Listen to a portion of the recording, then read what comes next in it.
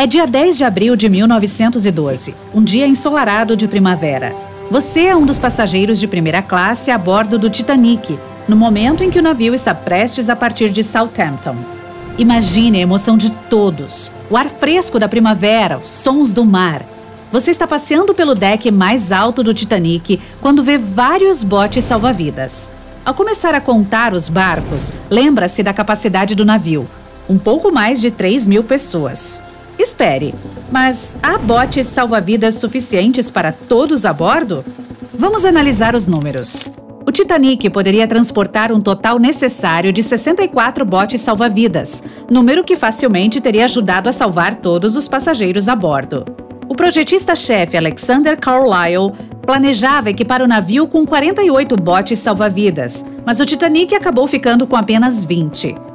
O fato de esse número de botes não ser suficiente para todos os passageiros não era algo ilegal na época. Isso ocorreu porque o número de botes salva-vidas necessários era calculado com base na tonelagem de um navio, não na capacidade de passageiros dele.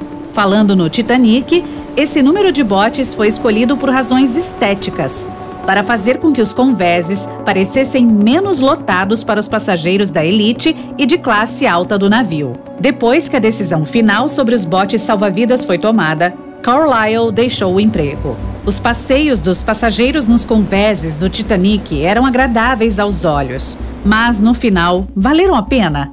Em 2012, um século após o naufrágio, novos documentos relacionados à escandalosa falta de botes salva-vidas foram descobertos. Parece que um inspetor de segurança chamado Maurice Clark propôs a adição de pelo menos mais 10 botes salva-vidas 5 horas antes da partida do navio. Mas, como os donos do navio claramente queriam sair na hora, seu pedido foi ignorado. Ele também foi avisado de que, caso não mantivesse isso em segredo, seria demitido. Pensando bem, se os proprietários tivessem seguido o conselho dele, estima-se que mais de 700 pessoas poderiam ter sobrevivido naquela noite.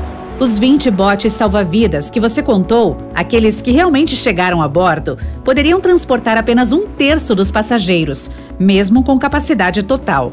Mas, tragicamente, alguns deles foram lançados ao mar com apenas 12 pessoas, quando poderiam facilmente salvar até 65 pessoas cada. Para piorar o desastre, os membros da tripulação do Titanic não foram devidamente treinados no uso do equipamento de lançamento do bote salva-vidas. É por isso que os botes foram lançados lentamente, de forma inadequada e, às vezes, sem a devida supervisão. Dos 20 botes salva-vidas, apenas 18 foram colocados à tona corretamente. Além disso, os passageiros não foram informados sobre as medidas de segurança.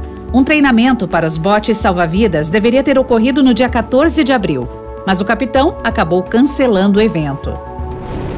Um dos muitos mitos que cercam o Titanic e seu fim catastrófico também está relacionado à falta do número necessário de botes salva-vidas.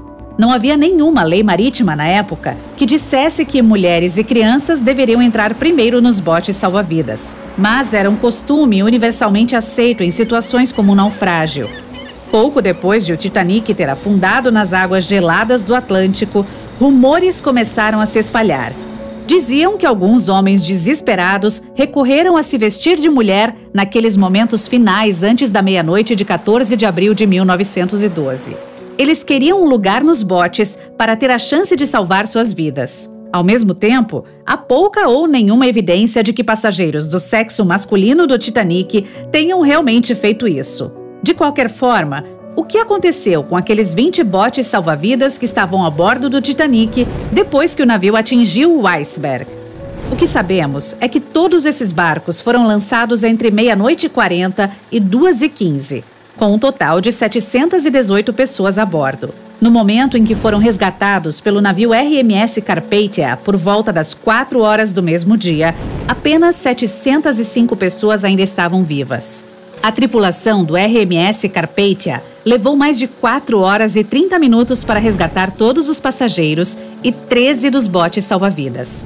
Eram tantos quantos o navio de resgate era autorizado a transportar. O resto dos botes salva-vidas, agora vazios, foi deixado no mar à deriva. Os recuperados foram posteriormente devolvidos à White Star Line, a companhia de navegação britânica que operava o Titanic. Estranhamente, depois de serem devolvidos, eles parecem ter desaparecido dos registros oficiais. A última imagem, feita dos 13 botes salva-vidas sobreviventes, foi deles sendo carregados no porto de Nova York. Infelizmente e ironicamente, era onde o Titanic deveria estar no dia 18 de abril de 1912. Os botes salva-vidas tiveram então retiradas suas placas de identificação do Titanic ou quaisquer outras marcas que pudessem ligá-los ao navio. Algumas fontes afirmam que os barcos acabaram sendo destruídos. Mas isso foi realmente a verdade? O destino de um bote salva-vidas em particular tem sido fonte de muito debate. O barco dobrável A, o último a deixar o navio, foi recuperado pela RMS Oceanic um mês após o acidente. Naquela época, ele estava a incríveis 322 quilômetros de distância do local onde o Titanic afundou. Além disso, no barco havia uma aliança de casamento gravada com as palavras Edward to Gerda, um triste presságio para um casal que se perdeu no mar depois de conseguir escapar do naufrágio do Titanic. Mais tarde, identificado como Edward e Gerda Lindell, o casal estava viajando da Suécia para os Estados Unidos de mudança. Alguns relatos afirmam que o Sr. Lindell, de fato, conseguiu chegar ao barco dobrável A, mas sua esposa não teve a mesma sorte. Nenhum dos dois foi visto novamente, e a aliança de casamento acabou sendo enviada para o pai de Gerda. A recuperação do barco dobrável A foi registrada por fotografias tiradas pela tripulação a bordo do RMS Oceanic e por um relato detalhado e manuscrito de um passageiro. Eles alegaram que o bote salva-vidas parecia mais um pedaço de madeira carregado pelas ondas do que um barco de verdade. O primeiro bote salva-vidas a deixar o Titanic foi o bote salva-vidas número 7. Ele foi apelidado de o bote salva-vidas milionário.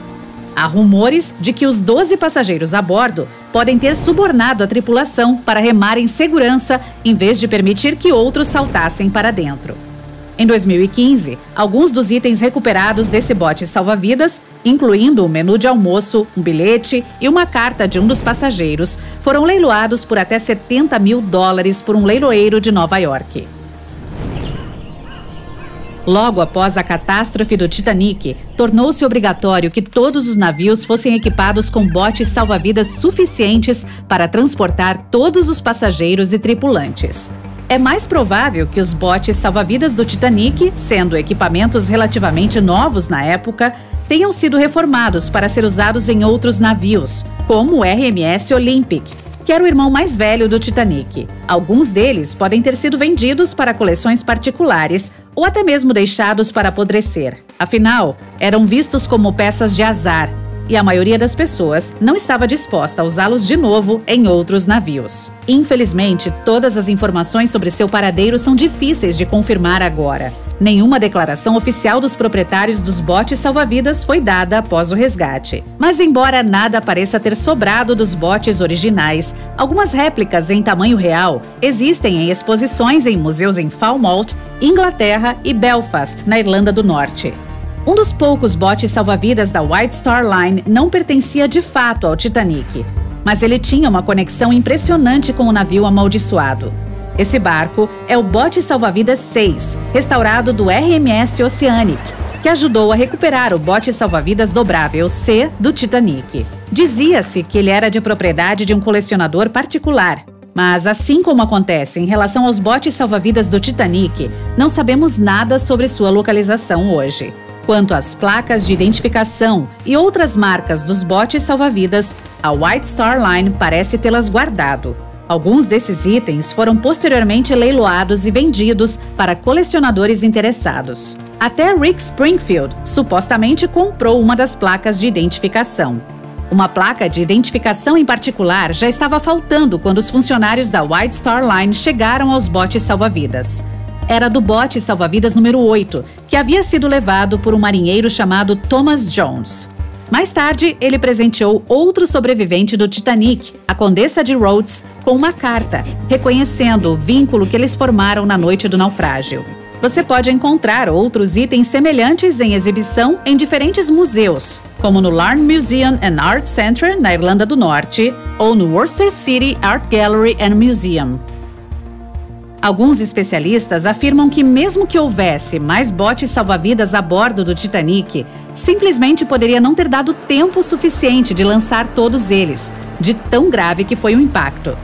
Muitos pesquisadores dizem que tudo aconteceu tão rapidamente depois que o navio atingiu o iceberg que é surpreendente que tantos passageiros tenham conseguido sobreviver.